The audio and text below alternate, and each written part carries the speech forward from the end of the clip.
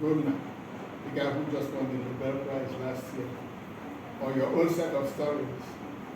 To what tradition does that belong? How do we determine that? And I think some of the issues involved can be best highlighted by considering children's stories. Any story can be told to any audience, to adults, to teenagers, to primary school children.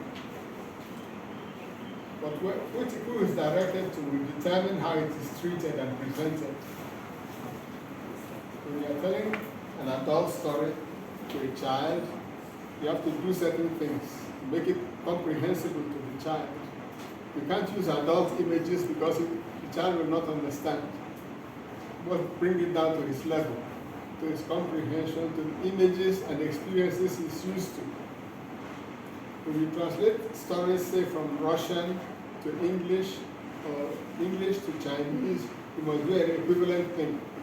Take into account the cultural differences and translate things from one culture into make them meaningful in another culture. Use things that people there can understand, images that make sense to them. So when you recognize that and you get back to the issue of African writing, you have to figure out what are the characteristics that we expect from any writing that pretends to be an African writing. Among the criteria we need to use, I suggest, first, what is the primary audience to whom the stories are addressed? What community of people, of readers, are the stories for? Whose interests and concerns are being addressed in the stories? Are they being addressed to the interests of Africans? Can Africans who read the stories confront their life experiences and find them illuminated?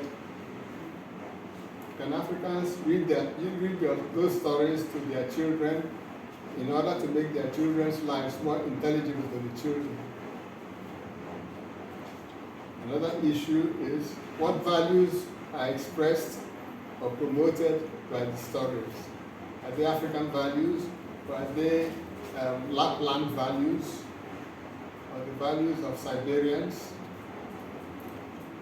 Another issue is what is the internal evidence in the writings that they are tuned into the tradition that I talked about earlier, that they are grounded in the 50th century's tradition. Now, to make an illustration,